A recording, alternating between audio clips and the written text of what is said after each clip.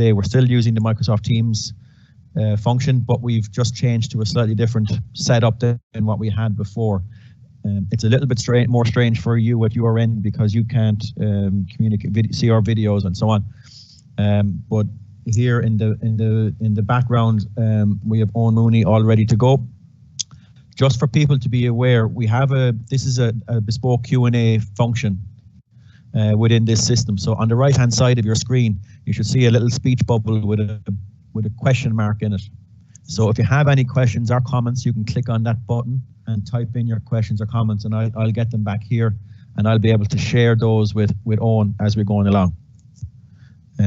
Is that okay? So what we're going to do is Owen's going to speak for maybe 20 minutes or so on a synopsis of the presentation that he gave. We had almost 450 questions sent in. So what Owen has spent a lot of this morning and this afternoon doing is going through those questions and trying to compress them down into a number of very similar topics that maybe cover a lot of the questions that were asked.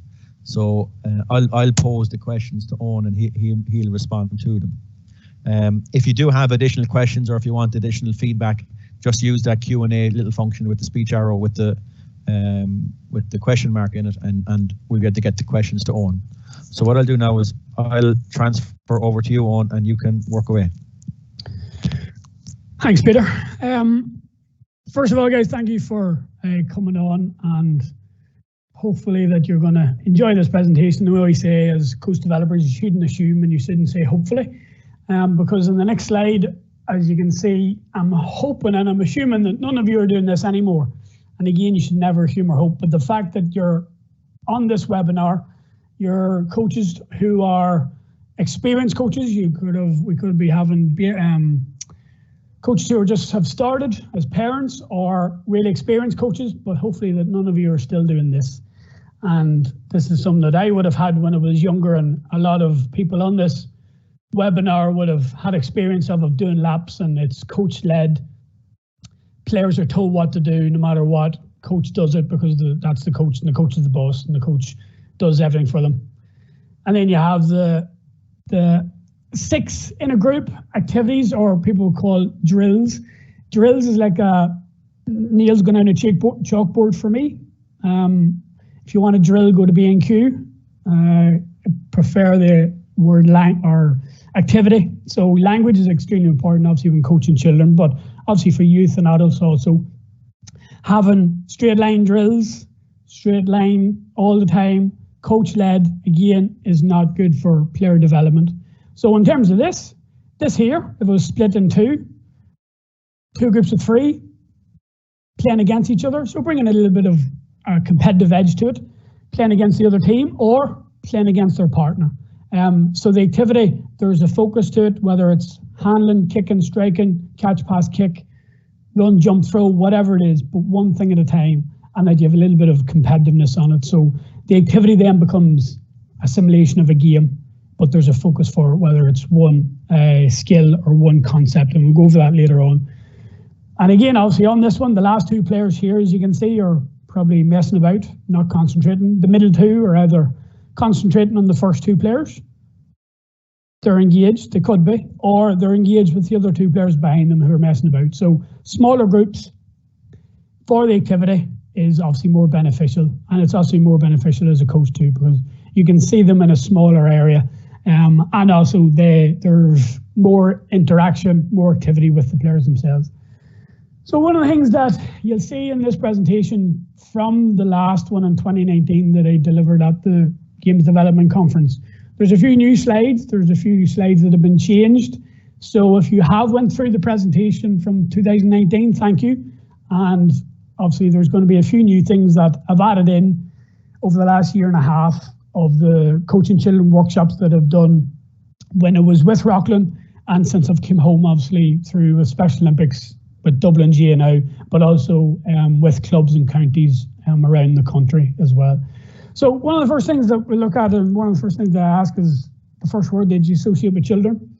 So again, because when I do this in a workshop, obviously people look at me and they say all the positive words. So funny, cute, eager, inquisitive, they're little sponges, they're creative, they're confident, they're happy, they're honest, but obviously then there's the other side of it, because not all children are like that. So some of them are sad, there's misbehavior, they could be quiet, they could be a little bit spoiled. They're all about themselves, they're all about being individual, everything's mine, no matter what age they are. I'm turning 37 and I'm still the same. I like stuff for myself and I don't want to share sometimes. So children can be like that as well, but it's not all positive with them. So being aware of that, and again, knowing who you're coaching, so their needs and their wants are very important, which then should feed into your way. If you're coaching children, whether the children are like the little fella in the photo from Rockland, 2.5, or whether they're 12, 13, boy or girl, you obviously want them to develop. You want them to improve their skills, either throughout the game, but also you want them to be good people. So you want them to have respect, you want them to have manners, you want them to be good listeners, to be good team players, to communicate well with you, but make a connection with them. And if you're coaching children, then their development over everything else should be paramount. And if you keep that as your way, no matter whether you're working with an adult team, it should be the same of player development and coaching the person first, no matter what age they are.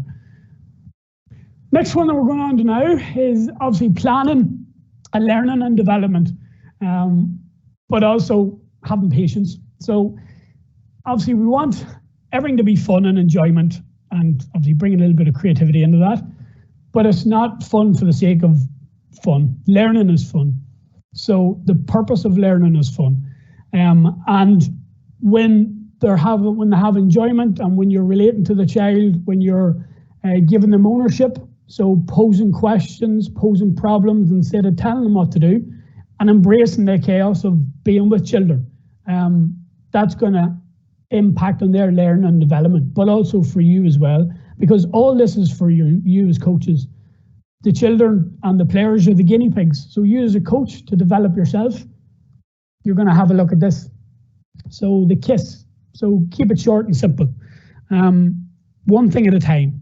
So whether it's a skill, whatever game or activity you're doing, one thing. Concentrate on one thing. And your one thing will be completely different to mine. So if I'm doing a game or an activity, I might be focusing on catching. So focusing on hands. Somebody else, Peter, or I know there's a couple of people that I know on this, Mickey Quigg or Teresa McNabb, they could be concentrating on the player's movement. So nothing to do with the skills. They're more interested in the concepts, attacking or defending. So keeping that one thing in your head, one concept in your head, or one skill in your head throughout the session, progressing it or regressing it depending on the challenge, is going to make your life so much easier. You're not focusing on 20 things at once. One thing, do it well. Same for the players and the children within your care. A little bit of creativity, so show me and have a go and you will know. And again, I will do this for coaches as well. When they're children and adults and anybody of any age will always do something that they're comfortable with. So if you're doing any free play or you want them to show me, one of the things that you'll ask them is, whatever piece of equipment you have, show me what you can do with it. So you'll have people kicking, you'll have people throwing, you'll have people bouncing, you could have people that we would have had in schools, and a couple of people will go along with this. Is you ask them to do something, and as long as they're using the equipment in a different way, then that's fine, provided they're safe. So you'll have them on their knees, pushing the ball with their head, and you'll have people run around, but provided they're safe, watching what they're doing, and that they're not hurting anybody else. But again, then tailoring it to posing a question and posing a problem. So they've had free play, but in my focus might be catching. So instead of saying we're going to do catching here, we're going to put the hands behind the ball, we're going to make sure we keep our eyes on the ball, all I'm going to say is, show me what you can do with the ball. You must use your hands. So you can still see kicking out of the hands, you can see throwing and catching, you can see bouncing, but they're using their hands. And then the next one is, okay, third go, I want to see how well you can catch. Individually against the wall or with partners, don't care as long as they're catching. And again, I've progressed that from the very start, because the show me part, I can see what they can do. And remember, going back to children, and especially children being comfortable, they will not try things that's uncomfortable for them unless they're in a good environment, they build a relation with the coach, etc. They feel They feel as if they are, again, comfortable in what they're doing, but making sure that whatever mistake they make, it's okay, right? They're going to improve, because then you're going to see that and you're going to help them along. What I don't want to do is say, right, we're doing the catching now, we're going to have it's only a partner, and children could find that very difficult depending on what age. And I'll show you a video later on of a little bit of that up in Rockland as well. And then to have a go, and you will know, same for children, players and coaches. Have a go at it, have a go at an activity, have a go at a game, and then you will know how it feels. You'll be reflecting on how it went, what went well, what you would do different.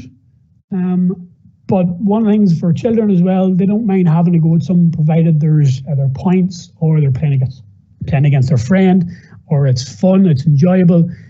But again, they have to be learning in it. So that's where the keep it simple, keep it short and simple comes in. So the one concept at a time, that's your focus. And whatever else you do during that session, you keep that focus for yourself, but try and do all of this. It's going to fall around your feet all the time. It'll not go perfect, and just embrace it.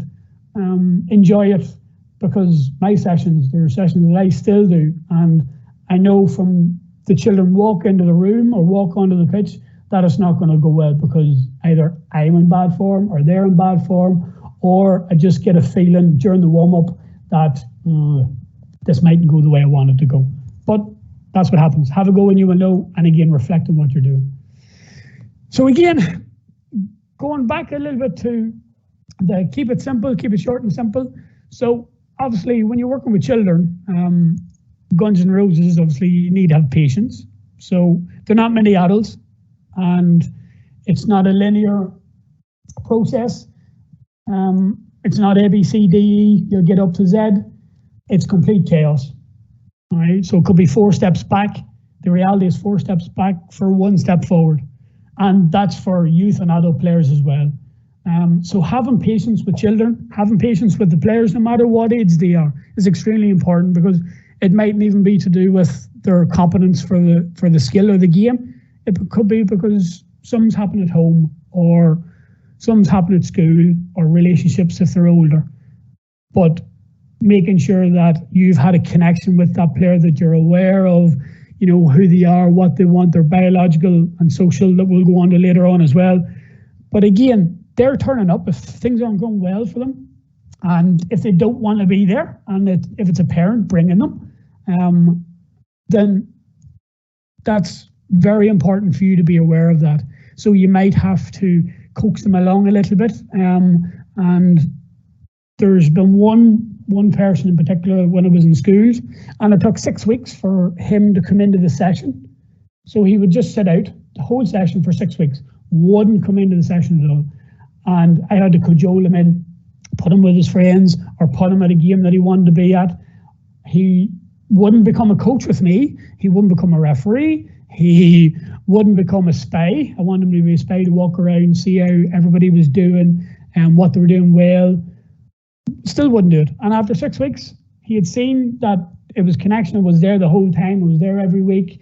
He could see that his friends were enjoying it. And whether it was he didn't like me, which in fairness it could have been, after 6 weeks he just came in and started and played. But I tried everything to try and get him into that. So that there is very important too, especially when you're working with in a club. So the parent brings them, the child doesn't want to be there and they can't go anywhere. So again, making a connection with that child, find out the name, what they like, what they want to do. If they like you, brilliant. If not, and they want to stay with their friend, let that happen. But again, it has to be important for you then that the friend that they want to go with, that they're not going with that friend because they want to mess about, right? So you need to be aware of knowing your players and knowing the children in your groups too. But that patience is extremely important. Probably one of the most important things that hopefully you will get out of this webinar is just have patience, all right? And it will come. So we're looking on now to the who, what, how and why, and a little bit of where and when, but all these questions are obviously in your head all the time. Who you're coaching, so understand the child, what their needs and what their wants are. So the voice of the child. So currently in the process of nearly the first year through my professional doctorate with Leeds Beckett, and we're in the middle of kind of doing a couple of presentations for my first assessment, and part of my research will be on the voice of the child. So again, find out what their needs and wants are, and it doesn't have to be research. Asking the children what they enjoy, right? Asking them what game they want to do, and there's games and activities that they will want to do all the time, and it's not because it's easy. 9 times out of 10, it's because they enjoy it. But you need to make sure that whatever it is, so for example, a warm-up that all the children want to do all the time with me nearly is toilet tag. I don't know whether they like doing that because of the name of the game, but has everything in it. You can bring in the ball, you can have attacking, defending, your spatial awareness, etc. And it could be just because of the name of the game. I don't know. But I asked them, we're going to do toilet tag now, great. 2 or 3 weeks later, they still want to do toilet tag because I'll ask them. Right? So being aware of their biological age, their psychological and their social development as well. So the younger the children, obviously they might need a little bit more structure. But again, you get to know the children, and you get to know what they can do and what they find more difficult will then impact on how much unstructured play you can give them. And it's not just about unstructured play and structured play. There's unstructured, they're structured within the unstructured, if that makes sense. So I have a plan in my head. I have a plan for free play, but they have to use their hands. And it's still free play as long as they're using the hands. That's unstructured because they're deciding what to do with the hands and the equipment, but it's structured because I'm seeing what they're doing, and then I'm thinking, okay, well, the next game might be too hard for some of these children, and the coaches within my group are focusing in on that too. So it's not fully structured, it's not fully unstructured, but again, there's a pathway for that. And again, knowing the children is extremely important for that. The next one then is, what are you coaching? So understanding the sport, obviously, whether it's ladies football, camogie, hurling, rounders, handball, and the skills, knowledge and demands of that sport. So again, making sure that you're challenging the players and the children within your care, so that if it's too easy, make it a little bit harder. If it's too hard, make it easier. But again, don't be afraid to ask them what they can do. Right? And what do you think? What do you think we should do here? Right? Because in the what are you coaching, you're focusing then on obviously a little bit of stability, object control, locomotor, tactical development. And again, that's going to be depending on what you're coaching. So focusing on one thing at a time, and whatever part of the sport you're focusing on, just focusing on one thing, right? But be aware of obviously all the skills and knowledge that you need for that sport and for that activity that you're going to coach or game that you're going to coach. Next one then is obviously the next question we're looking at is then the how. How are we coaching? So kind of a little bit of sport pedagogy, or I can never say this word properly, pedagogy. So the environment or the kind of practice structure that you're going to bring into your sessions, the kind of coaching behaviours for you as a coach and your coaching team, but also that what learning is going to be brought out of it. So the environment that the children are in and that the players are in, that it's supportive, it's a learning environment, it's fun, it's enjoyable, but again, that there's a structure to it, that they're actually learning something, and there's a plan within everything that you're doing, that you're not just handing out the balls and seeing what happens. And obviously in that how you're coaching, so you're focusing in on obviously on what game or activity you're going to do, how you're going to plan it, and then the behaviour of yourself. So what behaviour, what interventions are you going to do during the coaching session, during the coaching of that game or that activity? And I know obviously some of the people maybe on this are in the WhatsApp group for Philip Kerr's WhatsApp group, the player development coach. And our Philip talked a couple of years ago in 2018, he introduced it, and then obviously he was in the next room beside me when I was doing this presentation, Expression of Freedom. And we did his player development coach at Rockland, because we had about 3 or 4 coaches, approximately for each age group, some had less, some had more. And what we want to do, the coaching behaviours were very important, because one coach would look after a specific game, other coaches would either bring the players out and coach them individually for something that they had seen during the game that they want to improve on, based on what the focus is for that game or session. So there's a lot of observation and a lot of teamwork and collaboration with the coaches, but also with the players as well, because doing a game and activity and then finding out that they're coming out to the coach. Normally it's the perceived weaker player, and again, like I even hate that word, the perceived player who needs a little bit more help. That's a better way of putting it.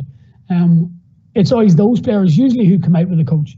But what Philip did was brought out the best, the perceived high-level players out to work individually with the coach. And then all the other players were thinking, okay, these players are going out with the coach individually, and if they're working with the coach, I want to work with the coach. So then when they're brought out, they don't mind. So it's a more holistic approach in bringing them out, that they're aware that you're not just being brought out because we're telling you to be brought out because you need more help. Everybody needs more help and everybody needs to improve. But having the other coaches in your group, having them being aware of what activity and what skill you're doing, and they bring out a player, and they work with that player for 4 or 5 minutes, send them back in with either a little problem that they want to help them out with in the game. It could be about their moving, or it could be about their catching, whatever the skill is.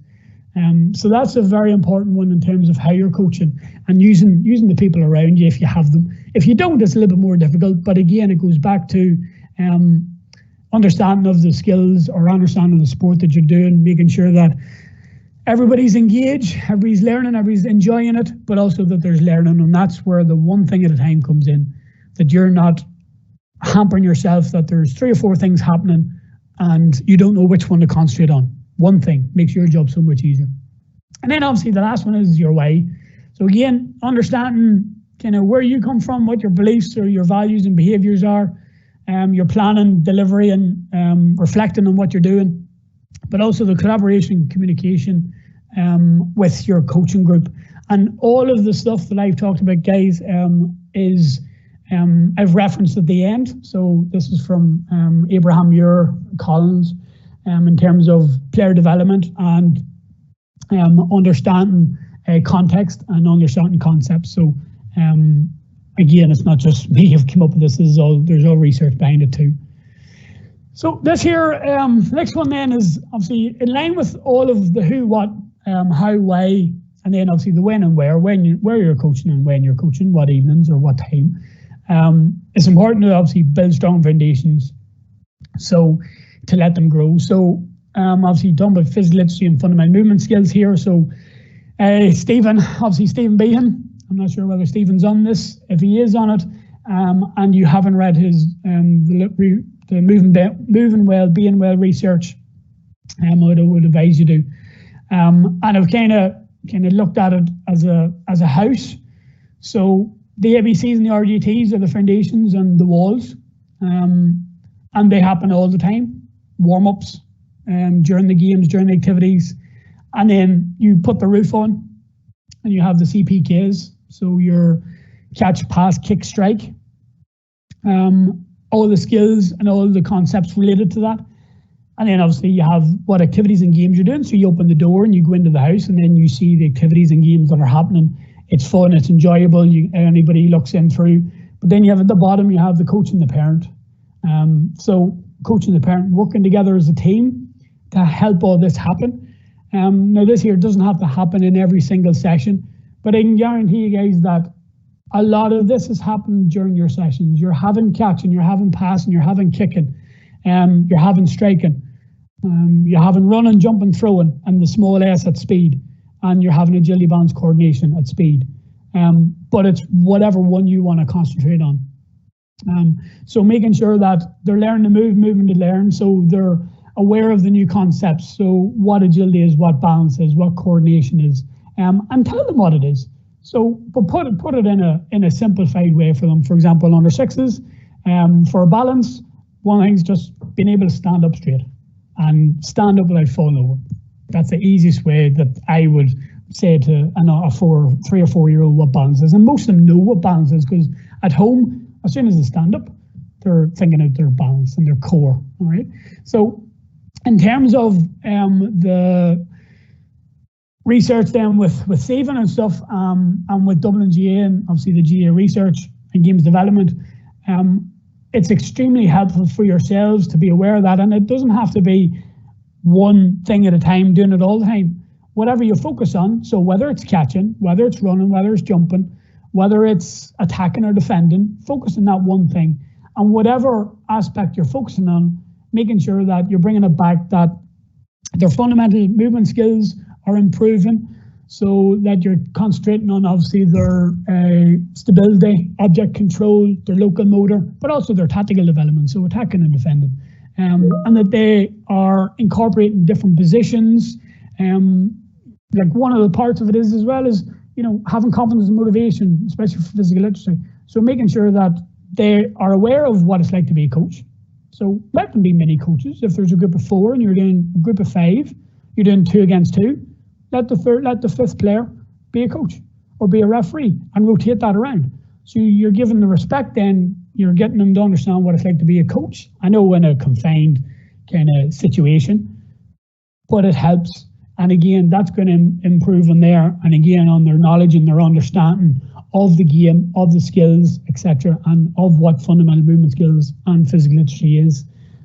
So it's an approach that obviously we're all aware of, and it's highly in the media now, again because of research that's happening. But it's very important for, again, just to let them go, strong foundation, the building blocks. But also that it's not just for 4-year-olds, 5-year-olds, 12-year-olds. It's for senior and adults, and it's for everybody, no matter what age they are. Right? That they have lifelong learning, lifelong opportunities for physical activity, because they've had strong foundations and they've to be brought through all the time. So along with this here, you'll see the player development guide that's on. So this here is an amalgamation of under 6 to under 18, and you'll see at the end of every single one of them it has et al, because this is not the Bible. It's a guide, and it's a structure to help coaches. So they don't have to do everything that's in this. It's just to make them aware of what should be done at each age group, so that they're aware of what the age group above them is doing and what the age group below them is doing, so that it makes it easier for passing over, whether an under 10 coach is staying with the under 10s and they're passing the group up to the under 12 coaches, or whether the coaches are moving up through the age groups. And again, I know that there came out, and it's something that I'd be asked at every workshop is, should a parent or a coach stay with an age group or should they move on? That is, simple answer is, it depends. It depends on the structure of the club, depends on the coach, depends on the players. There's a lot of variables in that, and there's not one right or wrong answer. I know in Rockland, in New York, when we were there, when I was there, the coaches like to move up with the groups, which again, it works for them, and it works for Rockland G. And I know obviously, and Mickey will be aware of obviously other clubs in New York do that. So you have a conveyor belt of coaches coming through, and that's probably the main reason for that. And again, I know it happens in clubs here in Ireland and all over the place as well, but some coaches like to stay at the age group.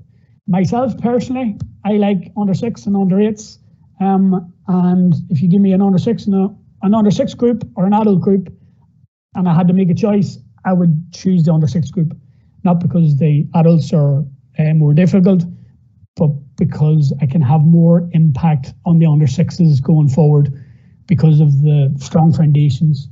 Plus I enjoy it more, and it used to be my job, and it's something that I really enjoy doing. Plus it's good crack too. So it has to be fun for me as well.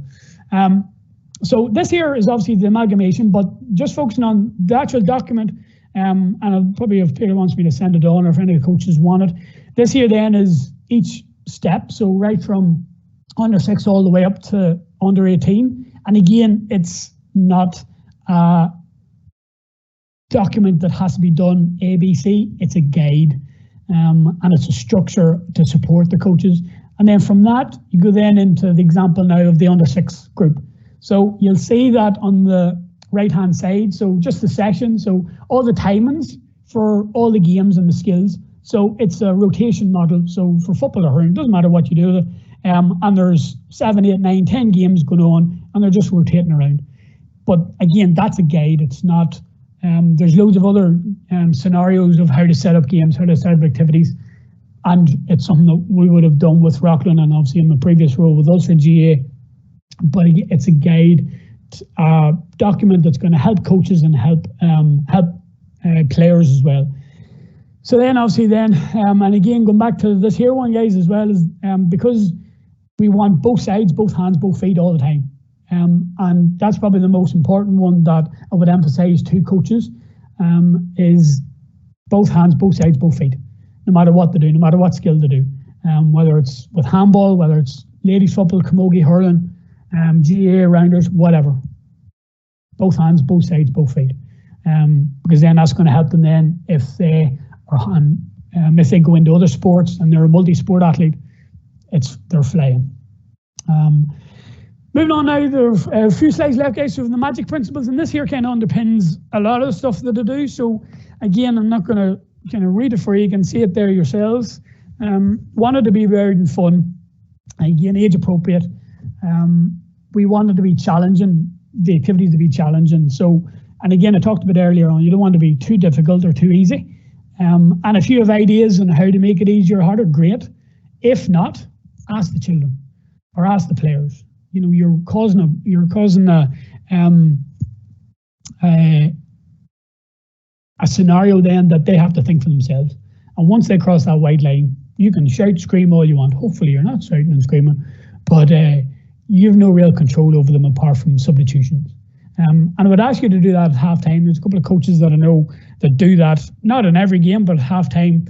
They would bring the players in and ask them what they thought, to go through the tactics, to see what we can do better in the second half. And the players take ownership of it. Doesn't happen at every session or at every match, because it's difficult then to keep that going. So there has to be some kind of structure to what the coach sees, and they may see it different than the players. But laying out to the players, some of them, if they're good leaders, if they're a good group, under 8s, under 10s, under 12s, especially at seniors as well, get them to take ownership of it. Right, and again, individualize. So this is probably the most difficult one, is all levels and to be inclusive, so that people and children aren't being left behind, especially children who are finding things a little bit more difficult. Children that have an intellectual disability, have physical disability, but they should be included as much as everybody else. And your sessions should not. And again, I work with Special Olympics, and one of the things that I would kind of emphasize is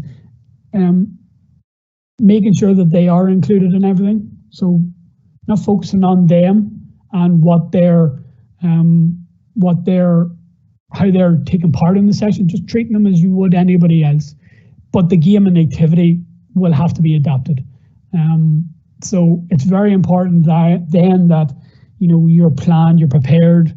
You have different tricks and different ideas for how you can include them, so that they can get as much out of the session, but also that everybody else can as well, and as you as a coach too.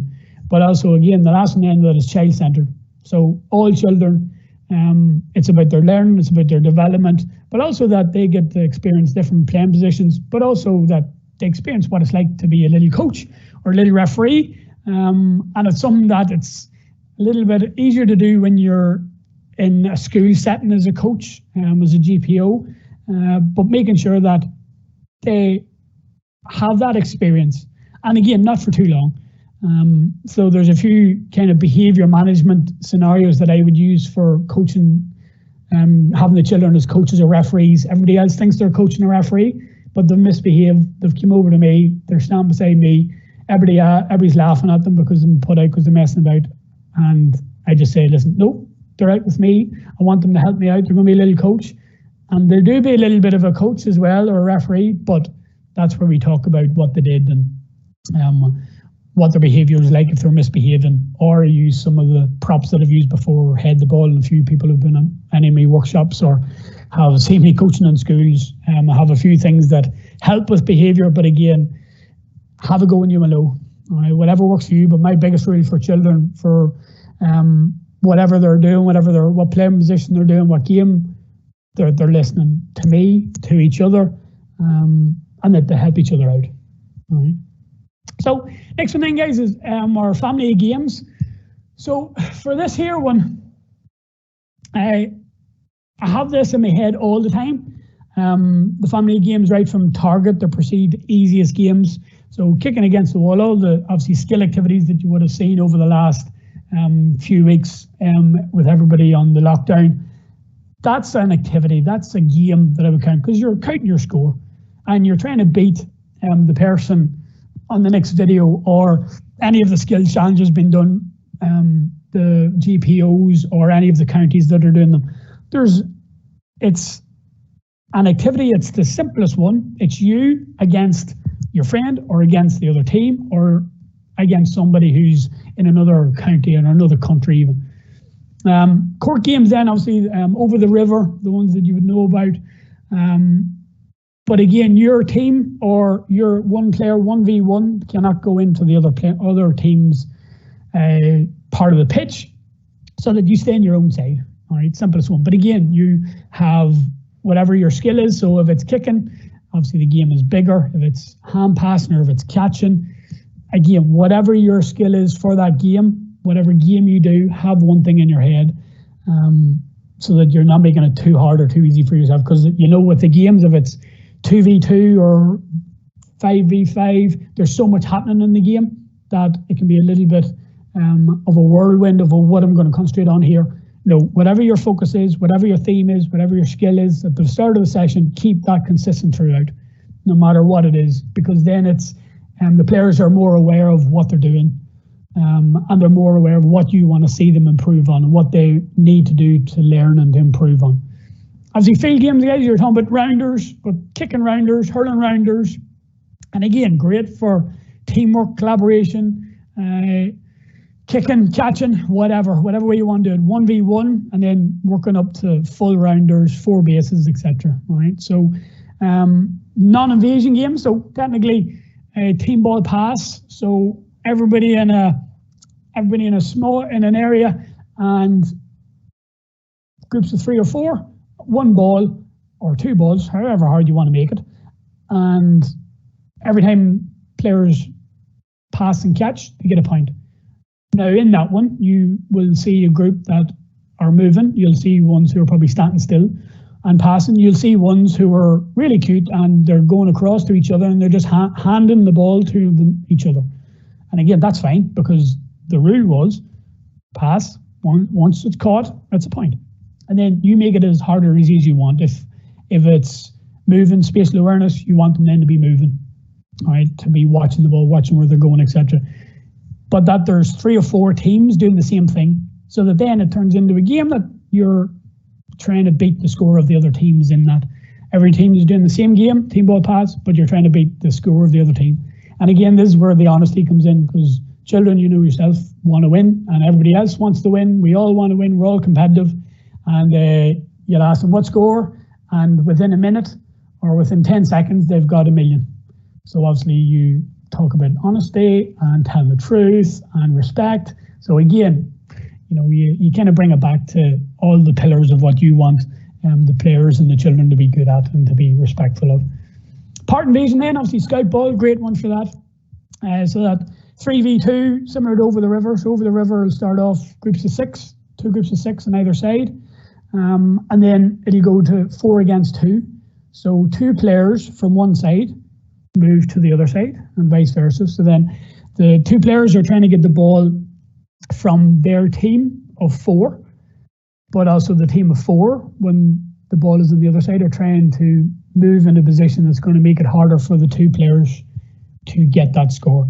And I know, guys, not having seen the game on this video, and I'm aware of videos trying kind of being a little bit lost in translation, but These are games, all the games I'm talking about are games that I've done in workshops and games that you would have done yourselves. But it's games that, if you want any games, you'll see my email address at the bottom, and I'll send you on some. So there's no issue with that. And then the full games, obviously, 15v15 in the county, but 1v1, right? 2v2, 2v1, small-sided, loads of touches, loads of development, loads of participation. But again, the same concepts, 15v15, you can have 1v1, right? Touchdown tag, one person trying to get past another player, attacking, defending, foot movement, whatever you want to do, it can be done. So small-sided games for full invasion, right? Modified, conditioned, but that they're playing games. And again, you can have it easier or as hard as you want. On the unstructured and structured part, one of the things that is good to do is a group that I know, a group that I do not know very well. I will set the games up. We will go around the games. I'll tell them what the game is. We'll go around to the very first game and I'll say, oh, I forgot what I'm doing here. What are we doing in game one? Somebody will always know what we're doing. So straight away, that's the captain for game one. Go to game two. I'll go, oh, I can't remember what we're doing here. Bang. Somebody knows, that's captain, and go the whole way around. And then put them into teams. And they'll do that game and they'll just rotate around. They'll stop. The coach stays at the game. The players rotate. A group that I start knowing really well, and I think, oh, okay, I can give them a little bit more ownership. So basically, I'll put them into groups of 4, groups of 5, whatever. Doesn't matter how many I put them in. If I put them in a group of 4, I could give them 4 cones and a ball. And the captain, who I put first, they have to make up the first game or the first activity. And the rest of the group has to do it. Second person then has a choice. The second person can either do a completely new game or they can add a condition to the first game. Third person can do the same. They can do a completely new game, or if the second person has done a new game, they can do a condition for their game or the first game. Makes no difference. However, there's been instances that have done that the captain, the first person, hasn't felt comfortable doing that. So they don't want to do the first game. They're a little bit shy. They don't think that the rest of the group is going to do it. So I'll say, well, that's okay. So is there anybody else in your group that wants to do the first game? They'll put their hand up, or I'll go, okay, that's fine, but I want the rest of your group, you all come up with it. You all come up with the first game. So then there's a little bit of collaboration and communication with the groups. And again, you're going to have, at the end of that, if you have 20 players, you could have 20 different games, or you could have 4 or 5 different games with 15, 16 different conditions, loads of stuff. And it's great for you too, because you'll see stuff that you'll go, oh, I'm going to use that game. I'm going to change that game. You're going to do that game yourselves the next coaching session. And then if I know the group really well, I'll set the game up. I'll set everything up. I'll put them into their groups, and they have to make up the game, make up the activity, but they cannot move the cones. I know what the games are. They don't. And it just gives me an idea of what way they're thinking. Or some of them will get very close to the game. Some of them will do a completely new game. That's fine. All right, it's just a little bit of problem solving, a little bit of communication, a little bit of teamwork. And it's good fun too. The next one then is one thing that I'm going to kind of talk to you about this one, guys, is obviously with Gene Coat. And again, this research is on at the end. Just posing that question at the on the side. Do you include all of these in your sessions? Right. So competence, physiology, fundamental movement skills, hand passing, catching, competence of actually doing a skill, playing a game, right? Confidence, right? Are they improving their confidence during the game with their friends? Are they coming out of themselves if they're a little bit shy? Do they have a connection with you or with the club or with the friends? You making a connection with them, asking them their name, asking them what they think should be done, asking them a question. You're making that connection. You're getting to know them. Creativity, again, posing a problem. So a tactical problem, whether it's making up a new game, giving them equipment, whatever, or posing a question, right? Character and caring, right? Are they respectful? Do they know what it's like to be a coach or a referee? Or are you giving them that opportunity? Are they caring about their teammates? So if somebody is struggling or if somebody feels if they're not improving, do they put their arm around them or do they help them along? But again, the older you get, obviously that becomes then a little bit of feedback and constructive feedback and, giving players accountability and ownership of what they're doing, that they want to improve. So, it's not all about being nicey all the time. You have to cajole them along sometimes. So, if they are misbehaving and if they are not adhering to the contract that you and the group have come up with, then obviously they have to be brought up on that. And again, that comes back to the respect and constantly enforcing what you're doing all the time, what you want from them. So your tone of voice, your language, how you talk to the children, so getting down to their level, etc., eye contact, asking them questions, and not forcing it. But I can guarantee you guys that every single one of you mightn't think it, but you will be doing nearly, at least, I would say you're doing all of them. But you probably don't realise you're doing all of them. So if you have a think about it, I can guarantee you if you're working with children, then this is going to be part of your way, because you're going to have all this. You're going to have the character and care, and you're going to have children wanting to tie your laces. You're going to be the shoelace tire for the day. You're going to be, you're going to be mopping up tears. So, you're going to be using different hats. You're not just a coach, all right? Last couple of slides, guys. So hopefully this year plays well. So remember I was talking to you about free play and organised chaos and not being afraid of chaos and then embrace the chaos. So this here is from Rockland, and it was the second session of our indoor program last year, 2019. So it was towards the middle of February, and it's a completely free play session with the focus is on handling. Now, I lost my voice 20 minutes into this session, but I didn't know how many were coming. I knew there was going to be a lot because of the emails that I was getting. And the size of the hall, it's a small hall for the number of children and parents in the hall. So there is teamwork makes the dream work here. So we've had, at this stage, we've had a year or two of parent engagement workshops. Coaches, the parents have to stay, they get involved as much as they can. All I did 3 days before this session was I sent them an email, all the parents an email and the coaches. I don't know how many's coming. I need your help. Get involved. If you're not confident to get involved, talk to somebody that you don't know and get to know them. So whether that's another parent, etc. But this here is a complete organised chaos, but there is a method behind the madness. And one of the things that we like to do here is obviously you have the balloons and stuff and we have the balls. But you'll see some of the children they're laughing, they're smiling. There's a few groups right at the very start that when I was watching this back, I was thinking, oh, they shouldn't have been beside each other. But again, they were safe. They weren't hurting each other. They were careful. And again, that goes back to what we emphasize all the time at the start, to be listening and helping each other out. So hopefully this plays okay.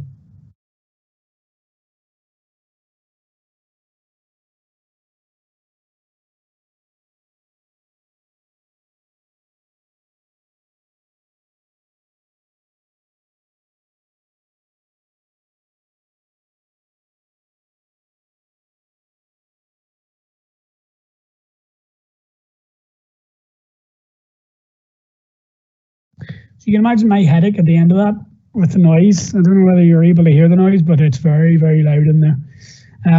But again, the coaches that you see working with the children, there are under 6 coaches stroke parents. There's coaches there who are with them became under 6 coaches. There's under 8s and under 10 coaches there who are there because their child is there, but they're under 10 coaches. So it's kind of mishmash of everything. But this here was a 6-week program. Then we went outside and it split then. So there was a method behind the madness, but you can see the smiles, the enjoyment. And again, they're catching, they pick whatever they want. And then some of the ones with the balloons, they're allowed to change their equipment. Some of them have small balls, some of them have the first touch balls. So again, they have a little bit of ownership of what they want to do as well. And they enjoy it. And plus it's good crack to watch. But again, it can be complete chaos and trying to watch them that they're making sure that they're not hurting each other. I mainly don't have a couple of just kind of take-home messages. My head is exploding because obviously with the situation that we're all in, social distancing and trying to stay safe and stay at home. I've probably never been as nervous before a session that I have been here, and it's probably because I can't see you. Usually I try and make a connection with all the people coming in. I'll shake their hand. I can see your facial expression when I say something. So whether it's something that has resonated with you, or you could be thinking right now, what is he talking about? What has that last half an hour, 40 minutes been about? So I can't see you.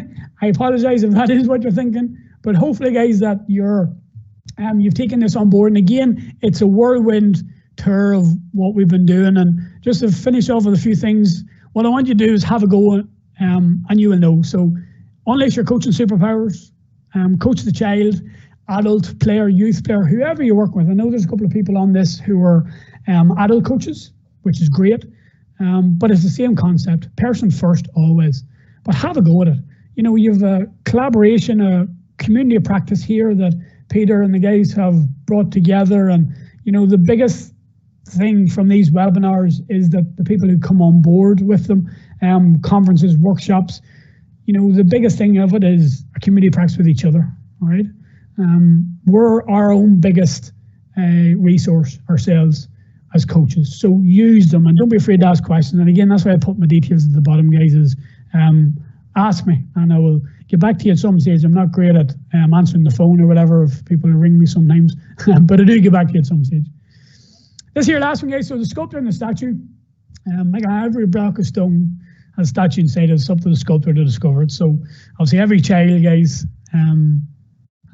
it's up to you as the sculptor to kind of discover their skills, their improvements, trying to be a good person. And again, you know, it's not about winning championships. It's about having been involved in the club when they finish playing, you know, that they have a community and that they feel part of that community and that they have a connection. And it's one thing that the GA is great at. It is a community organisation, but what we don't want is for the winning to take over. And again, obviously there is coaches that we know who are like that, and that's their prerogative.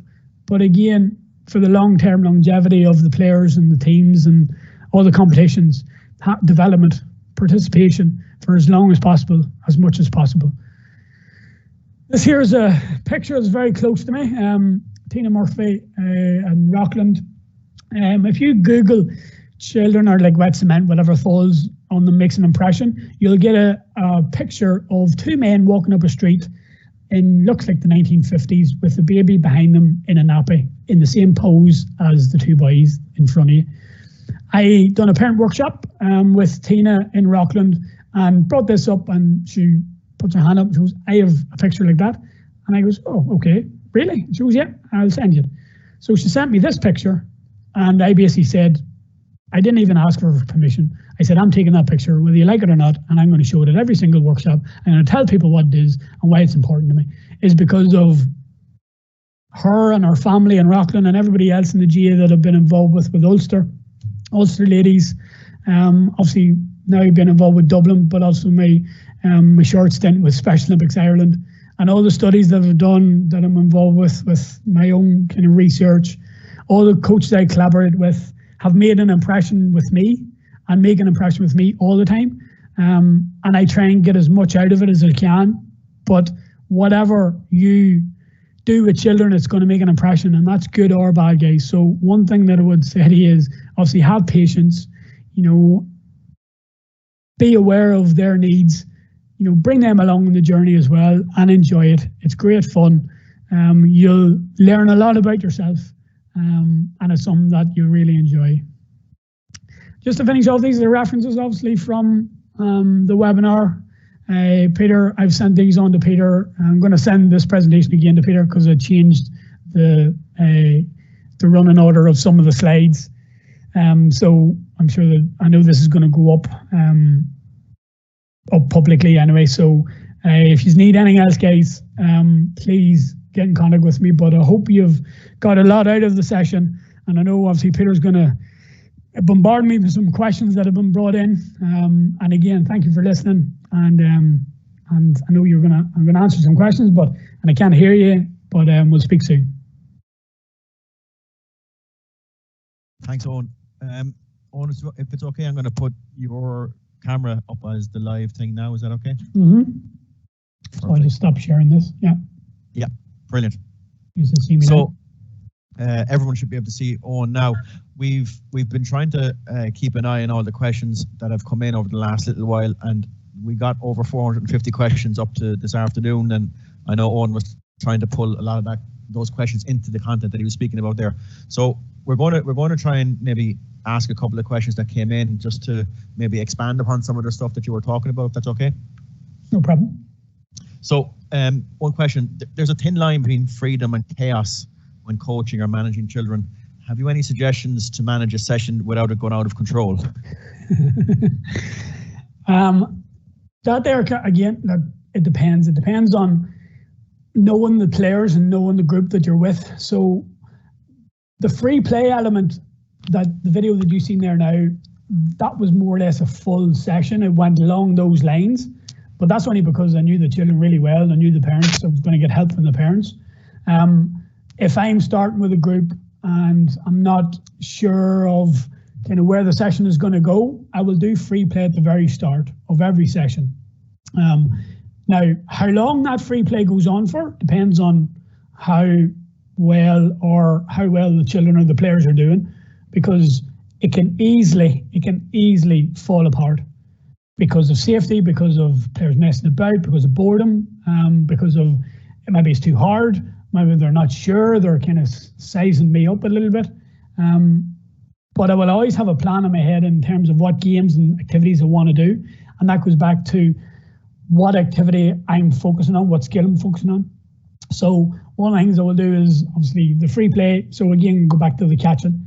I will have games, so team ball pass. I will have kind of toilet tag. I will have over the river. I will have obviously 2v1, 3v3 games. Wall ball if I'm inside, or partner work, but playing against your partner or playing against the partners beside you, but all focused on catching or whatever skill I'm working on. So depending on the free play and the chaos element, if it's going well and I'm getting a lot out of it and they're getting a lot out of it and they're enjoying it and they're thinking, I'll go for longer. But the free play and the chaos, the better you know your children, the better you know your players, then it's going to help have unstructured free play for longer and to give them more ownership of it, because you can see people, kind of children who are leaders, who are who aren't shy. So they will give their ideas and they will help the group out, but then they could become the ones who are messing about. And if you're not aware of that, or if you don't know who that player is, then it can be very difficult. Another one is obviously with the free play element. You'll see that I said at the very start of the video that when I look back in that video, there was a few people who shouldn't have been together. And because I changed things quite often during that session, it meant that they weren't getting bored, they weren't messing about, but I had a close eye on them all the time. So it's where you position yourself as well is very important. So not in the middle of everything, because you can't see what's happening behind you. And also having a plan in your head. So probably the easiest one is have a little bit of free play at the start, but set up 5 or 6 activities. Actually bring the players around, go through all the activities, show them how to do it, go back to the first one, think, oh, what do we do here? I can't remember. Somebody will put their hand up. They'll know what you've just talked about. That's the leader in that group.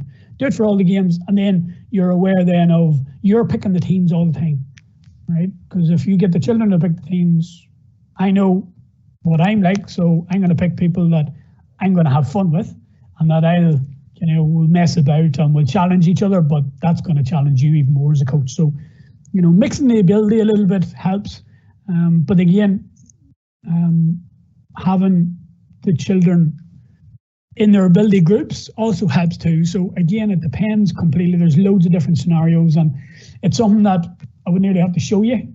But having a plan in your head and one thing at a time will make it easier for you, because then you can change it. If it's not working, if the free play is not working, bang, right? Go to say, okay, we're going to do this activity. I'm going to put you into groups of 2 and 3. I want you to put yourselves into your own teams, so 1v1, 2v2s, whatever. But my focus is on handling, whether that's catching, whether that's passing, whatever. Right. Thanks, Owen. A question came in. It's related to this, and I want you to try and address it if you can. I'll paraphrase the question. So, when you're having a lot of creative sessions and that chaos that you've spoken about, and the question is, do you not feel that learning would be lost regarding best practice? So, that's a good question. Now, there's chaos in the game. So no matter what game they're playing or what activity you're doing, there is chaos, because the players are deciding where they move, the players are deciding what they do. But again, there's a structure to it, because obviously they have to stay within the rules of the game, whether it's 15v15 inter-county. There's chaos in that. There's chaos in 1v1, 4-year-olds trying to get past each other.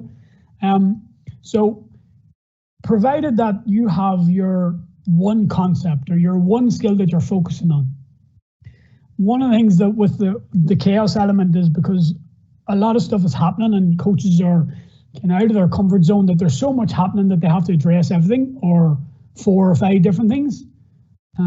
Whatever your focus is, one focus, stick with that focus and have that focus as your pillar for that session, your theme, and let the players know, listen guys, today we're going to do kicking. We're going to focus on kicking. So every game will have a focus on kicking, whether it's ground kicking, whether it's punt kicking, whether it's kicking off the ground, whether it's dribbling, whatever. But all the activities are related to that. Now, obviously, the older you get, the players are going to be more competent in terms of their kicking. But the chaos is in the game. So you don't want too much chaos that it's going to make you uncomfortable or the players uncomfortable. But again, getting to know your players is going to help with that. Now, in terms of the learning, that's where, again, one thing at a time is going to make it easier for them to focus on what they want to learn and what they're going to learn. So they're going to have to think about, okay, right, we're doing the body catch today. This is the main catch I'm going to concentrate on. Right now, all you said is catching, but if you go through all the catches with them, that's fine. If you do focus on one different catch a week, that's fine. But that's your focus. And whatever happens, whatever chaos happens, keeping that focus consistent will help with the learning for the players, but also will make it easier for you then to see if they've actually taken on board what you're trying to get them to do and trying to get them to learn. So hopefully that makes sense. It makes perfect sense. What would you say are the key coaching skills required to be effective with the child player? Oh, key skills. I'm writing these down just so don't go off on tangent. Don't be like Billy Connolly and go off and then come back to the original question. Key skills. I would say about a little bit of the holistic approach. So, your knowledge and understanding is obviously very important. And from that, then you're obviously then going to focus on kind of the understanding of the game, the skills and knowledge that you need for that, so that you're knowledgeable about the sport and about the skills. But again, a parent coming in who is there because their child is there, but they want to get involved, mightn't be as knowledgeable about the sport as another coach, but they might have better empathy. They might have a more emphasis on character and coaching and making a connection. They're all smiley and happy, and people enjoy their company. So that's very important in terms of your own kind of emotional intelligence. So having empathy for the children, knowing what their needs and wants are, not giving them everything that they want, because if you do that, then the chaos is going to be completely uncontrollable then for yourself, because then it's the lunatics from the asylum then. You have to have some kind of concept of what you want to do and what you want them to do as well. So emotional intelligence, kind of skills and knowledge. And then probably the last one, I would say, again, this is a difficult one, would be kind of being open and honest. And I know obviously that's more of an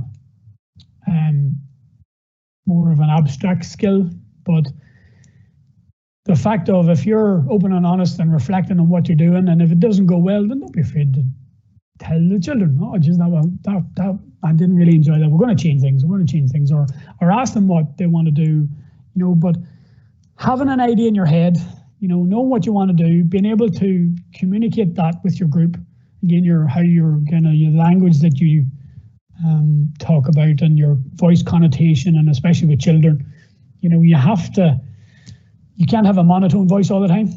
So again, having different tips and tricks for yourself for behaviour, but definitely knowledge and understanding of the sport, being emotionally aware of the environment and the children that you're working with, and the parents also, and the other coaches in your group, and also why you're there. So, you're kind of planning and being organised, and, so just, again, and there's so much, like there's the creativity element of them. I'm very creative, not afraid to try things. But again, other coaches are not like that, and that's their prerogative, but they are probably far better coaches than me. So it's knowing what your strengths are, and being aware of your weaknesses.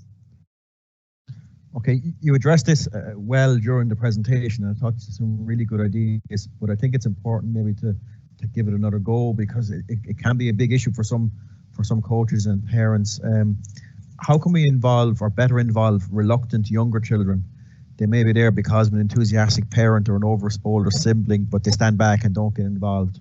Yeah. This here is where your kind of tips and tricks come in. If you're a parent, this could be easier. If easier for you to kind of coax them in and get them involved.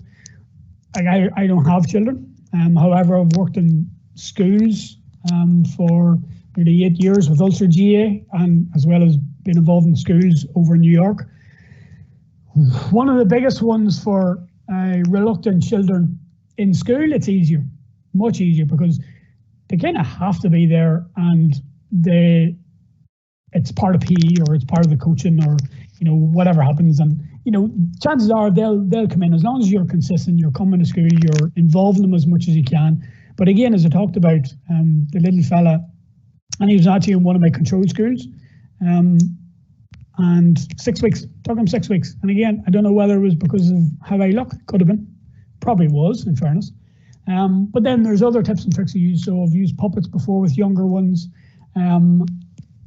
I've used stickers and reward charts with obviously children in Rockland as well. They've got stickers, but it's not been about getting involved, and everybody hasn't got one. They've got one for a specific reason, whether it's for getting involved of the first week, or if they were shy and you could see their confidence coming through, or they did something different, they will get a star.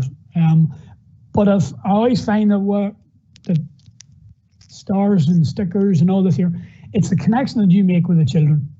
And one of the biggest ones, especially with the reluctant children, but getting to know them. So asking them their name, asking them if they want to go with a friend.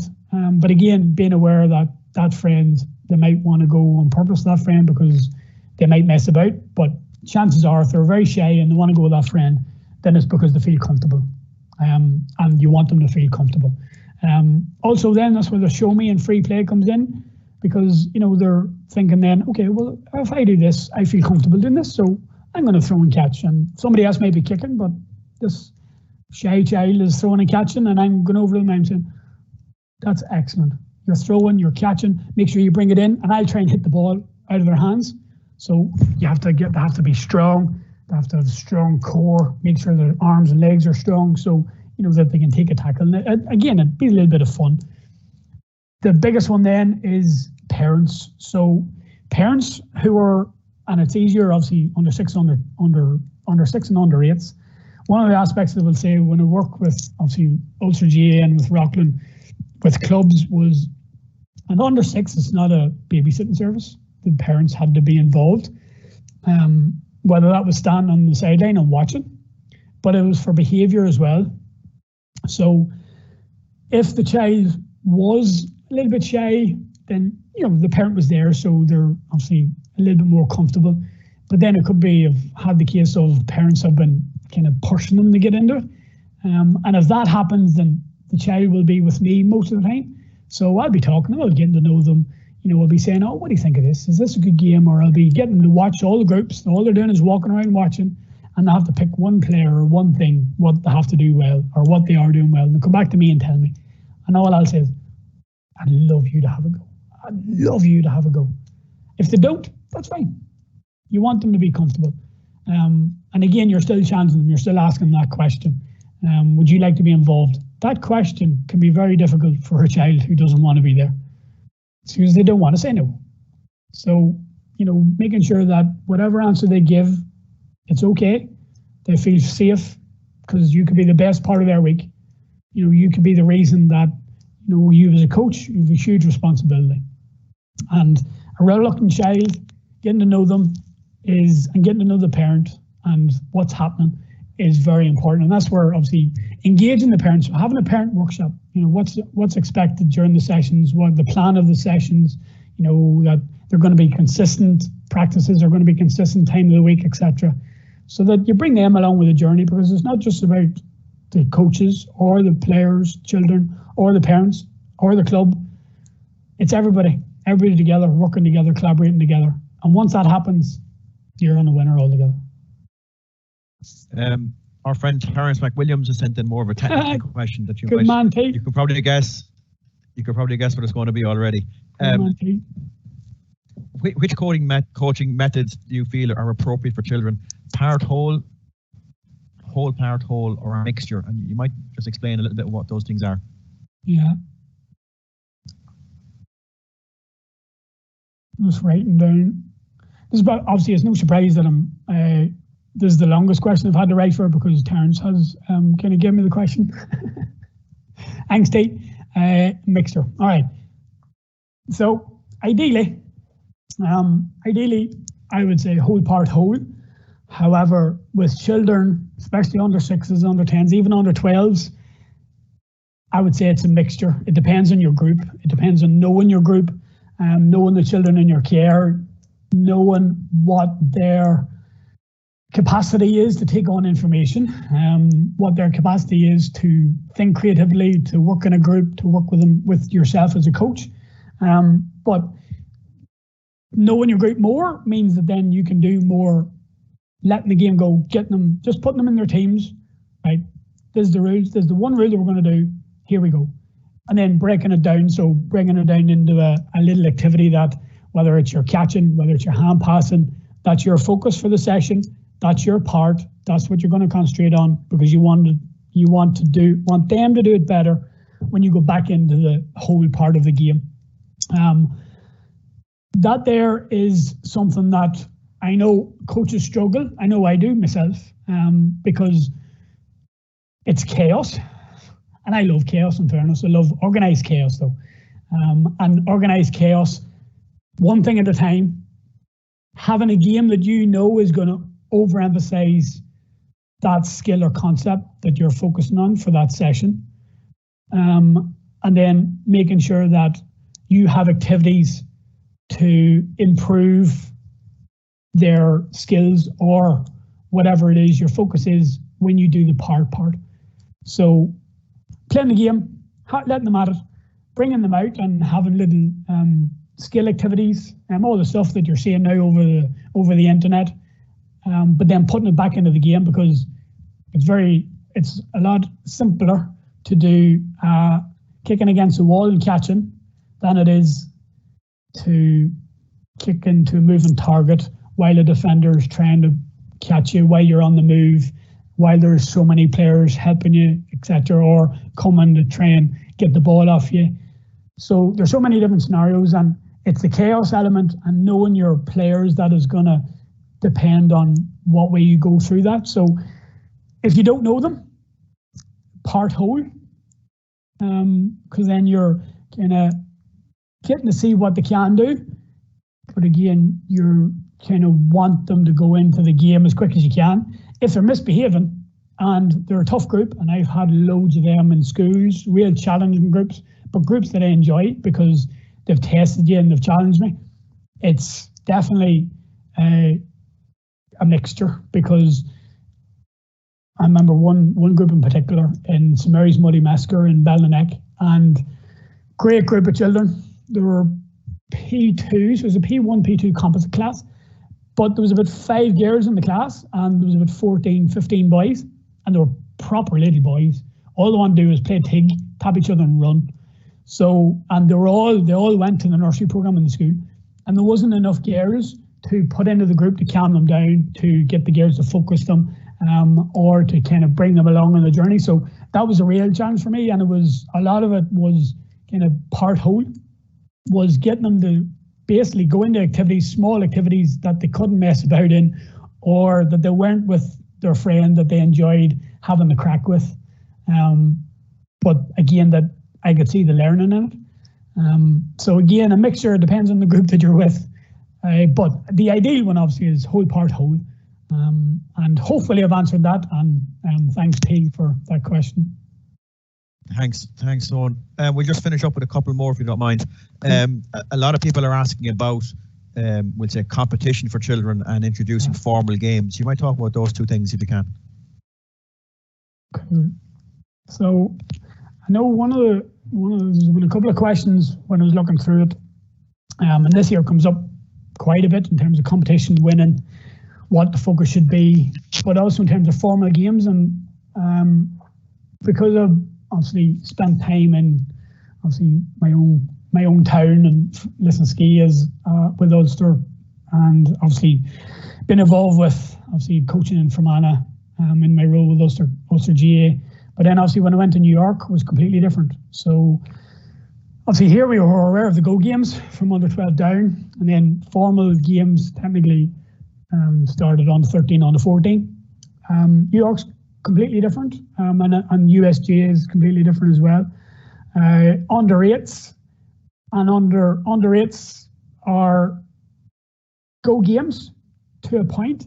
There is Go games, but there is formal games and there is competitive games and there is blitzes and stuff. So there is a league, but it's not really it. They play before the under 10 games. And it's in preparation for when they move up to U10. So under 10 in New York and USA is 15 aside, full rules, and it's adult rules. So having seen that from being in New York, under 8s, small-sided games, and then being expected then to go up to under 10s, 15 aside. Now, the under 10s, they still play blitzes. Mickey's on this, and Simon Gillespie previous to him, and Emmett Conlon, who was in the role previous as well. Did fantastic work and are doing fantastic work in terms of the blitzes and the amount of competitions that the players are getting and the amount of games that they're getting. And they are getting exposed to competition younger than obviously Ireland especially. But the jump from under 8 to under 10 in terms of the formal competition games can be very difficult for some players, a lot of players, and the majority of them in fairness. But again, it depends on what the structure is that you had in the club. And I know with Rockland, it was very easier for us to do that because I was an employee, and of the fantastic experience that I had got with Ulster GA and Ulster Ladies, and obviously with Terence and Eugene Young and all my former colleagues who worked with me over the years, all the in-service we got, I had a good grasp of what I wanted to do and what should be done when you do move away. But because of the nature of the beast, I had no impact on making U10 games small-sided, because that's what New York do and it's their prerogative and it's worked for them. And there's a number of reasons that it has worked. And again, that's another kind of conversation as well. But in terms of formal games, like in my head, ideally, formal games should be aligned with multi-sport. So obviously, having worked in New York and having had experience of the multi-sport aura over there is, over here, it's if you play multi-sport and you're football and hurling, or ladies football and camogie, or handball as well, and rounders, you might do rugby, you might do football, soccer. Over in New York, there's players that I've had in Rockland who have been multi-sport players at U10, and they've been playing 5, sometimes 6 other sports, completely other sports. and they're formal, and that's extremely difficult for them. But then by the time they get to 15, 16, 17, that's when they'll try, especially the 15 to 16 age group, that's when they'll try and specialise as best they can, thinking about scholarships.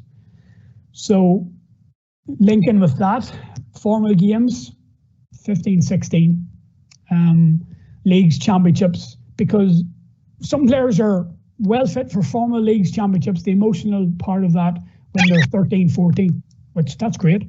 But for the majority, for most children, for some children, like some of them don't kind of enjoy that winning, competitiveness, the pressure until they're 17, 18, 19.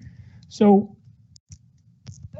making it along the lines of the multi-sport aspect and the competitive formal games, I would say 15, 16, and that's from my experience in Ireland and having seen it from both sides and having seen it, with the New York Phalanx teams who've been doing really well, and obviously the development squads in New York doing the structures that are in place there. It's the structure that America has. There's so many sports and so many activities, and colleges, when they're looking for players for scholarship, they look for multi-sport athletes. They look for multi-sport players. If you specialise too early and you go to the tests or the NFL, for example, the combine and the draft, you're at a disadvantage to somebody who has been a multi-sport athlete.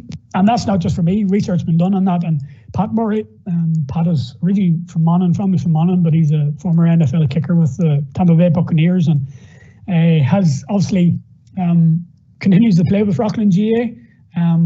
But Pat has done a few things for me in terms of conferences within Rockland along the lines of multi-sport athletes to give information for our players and parents. So formal games competition winning has to be put in perspective. We're all competitive. We all want to win, and that's a given. And a 4-year-old wants to win, but it's when the winning takes over, that's where the issues are. So development, over winning all day long, but keep it competitive. So keep it that they're having a holistic approach. So they are going to blitzes, they are experiencing, small-sided games in a competition, that they are playing go games, they are having non-formal games, internal blitzes, internal games within their club or within their county, but that the emphasis isn't always on winning. And I know obviously 15, 16 is a little bit higher than what most people will think. But again, that's just from, when I'm relating it to the multi-sport approach and obviously the specialisation in terms of my experience in Ireland and in New York. I've seen it from both sides, and but again, it depends. There's no right or wrong answer. That's just my opinion and my experience. So, thanks, Owen. Last question from Mickey Quigg. Goodbye. Is there one thing that you brought into Rocklands that you think every club should do as well? An initiative or a structure or a way of thinking, for example?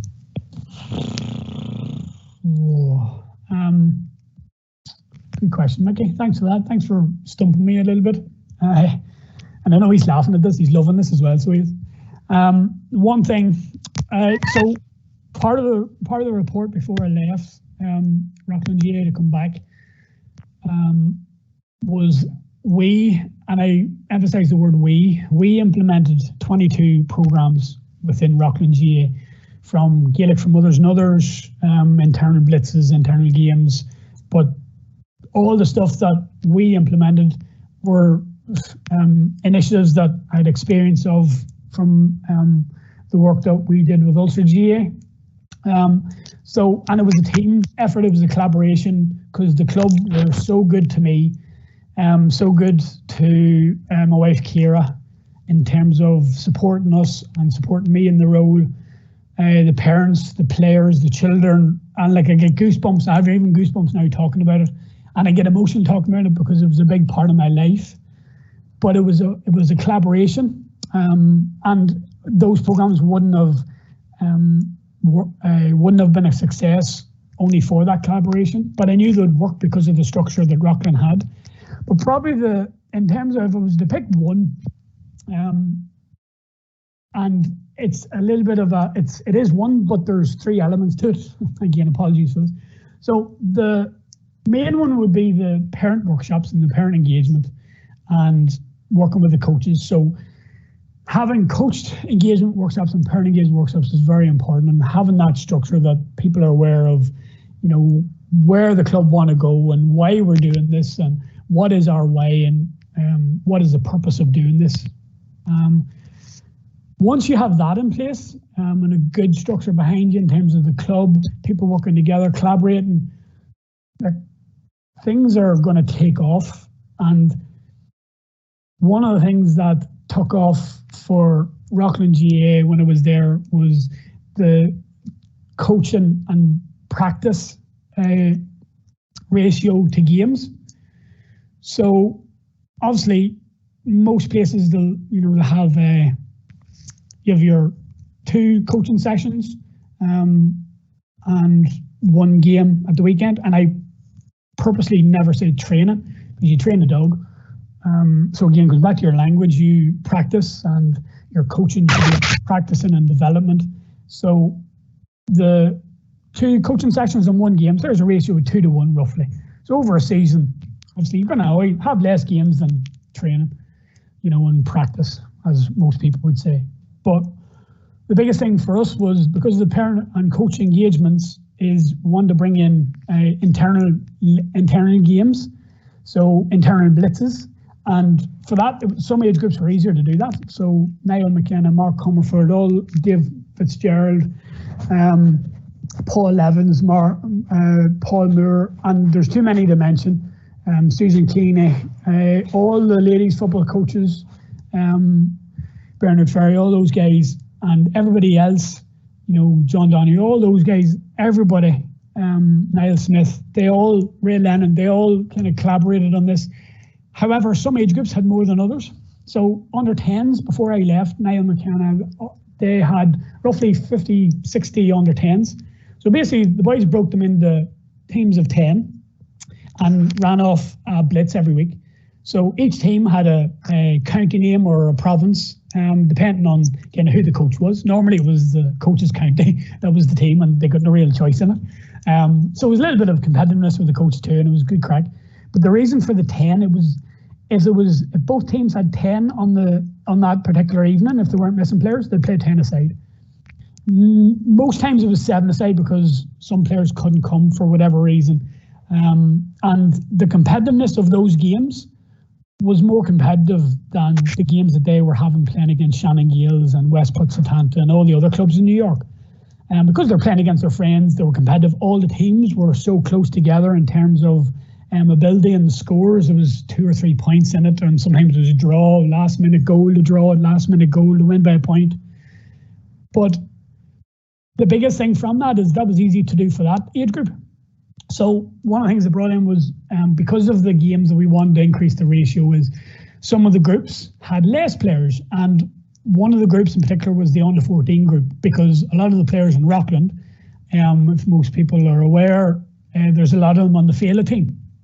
So they have Féile practice, and they have all their schoolwork, and they have all their other school sports that they're playing, plus they have obviously practice for Rockland GA. So if they have 4 or 5 sometimes at a coaching session with Rockland, the session would still go, because one night a week had to be games. So one night a week had to be games, no coaching, pick the teams, coach picks the teams, they play the games. And that's it. So, and with a group of 4 and 5, 6, 7 players, that's hard. So 2v2, 1v1, 3v3. And when the coaches understood that and they were aware of, okay, we'll do that, that's fine. Now, you can do a little bit of coaching in that, because 1v1, there's only so long you can go with it in terms of before it gets boring. So making sure they're changing, playing against different people, that's great.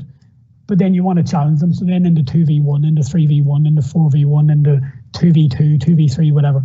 But one session had to be a game. The second session was obviously the coaching element. So whatever you've seen in the games, you and your coaches, work and help the players develop, and some things that you want to focus on, that you want them to improve on. or it could be who you're playing on the Saturday, and kind of what way they play, because everybody knows how everybody plays in New York. So it just meant that the players were getting a lot of games. Yes, with their friends, it was competitive. They were getting loads of touches, loads of participation. Everybody was involved. The coaches enjoyed it because the players were enjoying it. But again, there was a focus for it. We wanted to improve the ratio of the games, and the coaches were aware of that, and the parents were aware of that. Now, we didn't bring in that straight away. We piloted it with under 8s in the very first year. So we did. So once we piloted it, and I knew it was going to work, but there's no point coming in, oh, this is what we're going to do, here's what we're going to do, and that's it. No, you have to bring people along, even though you know it's going to work and it's going to work well. But that was probably the biggest one, is increasing the ratio of games, so that, you know, players are getting exposed to loads of games, playing with their friends. It's competitive, but it's practice then for when they do go into under 10, 15-a-side game at the weekend against Shannon Gales or St Barnabas or whoever they're playing. But again, that is one thing that I would focus on. It could be Gaelic for Mothers and Others. It could be the so many other stuff, the games development program, the games development resource, the structure that we put in. But again, it was a collaboration, and they brought me on the journey, and it was a journey that I thoroughly enjoyed. Only for Ulster GA, only Ulster Ladies, Rockland, Special Olympics, I wouldn't be where I am now, working with Dublin GA, etc. And, you know, I haven't worked with, obviously, Mickey, who's done a question, and Terence, and I know Teresa's on this, and a few others who are on it as well, guys. Is the collaboration was extremely important with Rockland, and it was a team effort, and it was always Rockland Abu, and so bringing people along on the journey, and that's one of the biggest things that I will stay with.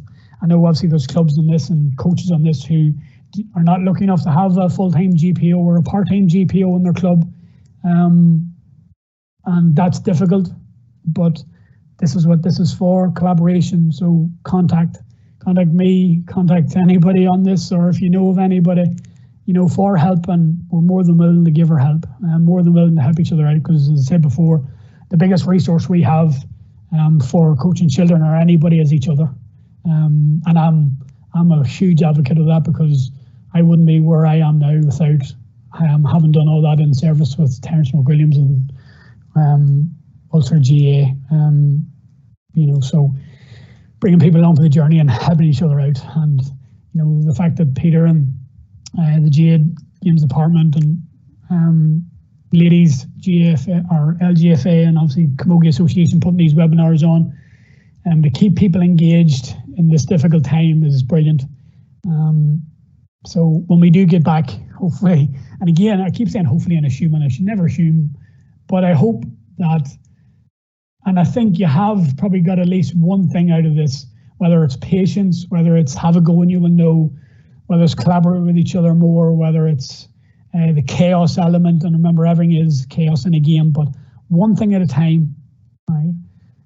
Engaging parents, engaging coaches, engaging your coaching group, bringing everybody along on the journey, but keeping things in perspective. So the development, person first, player first. And if that happens, then winning, it's not a pure science, but winning will probably come along at some stage. And I'd rather my winning is that they stay with the club when they finish playing. They're still there when they're 70 and 80 and older, being involved in the club. That's when you're winning. And, you know, it's not about winning an under 10 championship or an under 14 championship. That's what it's about. That's what the G is about. So I know that was the last question, and thanks for Mickey for probably putting it as the longest answer. But guys, again, thank you for being on this webinar. I hope you've got stuff on it. You have my contact details if you've written it down. Hopefully you've taken a few notes. This here is going to be up, obviously going live, so it'll be up there. If you haven't got my details, you'll get them. And again, I know Peter's going to kind of finish off as a kind of just as a final thank you, but thank you for Peter and the Games Development Coaching Department and LGFA and Camogie Association for asking me to do this. So really appreciate it, and I really enjoyed it. Thanks a million, Owen. And you're right. It's probably a good opportunity to finish up this one. On behalf of everyone on the call, and we had over 250 people on the call again this evening. So just want to say thanks very much to you for putting in the work in the last while since we asked you to get involved, and you're only new with Dublin J, so I want to wish you all the best with that new role as well. Thanks, Peter. For everyone else on the call, Owen's presentation and all the materials and references that he spoke about will be up and available on the GA Learning website. The next session that we have with this is on Thursday of this week at 7:30 again with Gerard O'Connor from Dublin. And the registration for that will open in the next few minutes as soon as I get a chance to click it open. And so just to remind people that you do have to register for each session, and we look forward to seeing you again on Thursday. So thanks very much to everybody. Thanks, guys. Stay safe. Take care.